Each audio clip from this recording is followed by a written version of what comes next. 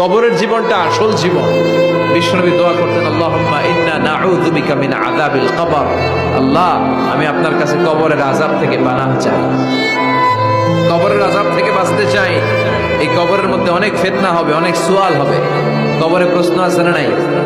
কথা বলেন। প্রথম প্রশ্ন জিজ্ঞেস করা হবে, মার রব্বুক, তোমার রব কে? বলেন, আমাদের রব কে? ওয়া মা দীনুক, তোমার ধর্ম কি? বিষ্ণুবীর চেহারা দেখিয়ে বলা হবে, তাআরিফু মান হাযার রাজুল, এই লোকটারে চিনো? আমরা কি বলবো? আমরা চিনি, উনি আমাদের প্রিয় রাসূল মুহাম্মদুর রাসূলুল্লাহ সাল্লাল্লাহু আলাইহি ওয়াসাল্লাম। এরপরে জিজ্ঞেস করা হবে, এগুলো কোত্থেকে শিখলা? আমরা বলবো, কোরআন থেকে।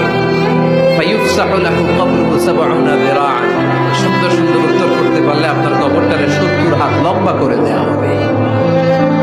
ইফতাহু লাহু বাবুন ইলাল জান্নাহ, জান্নাতের দিকে একটা দরজা লাগিয়ে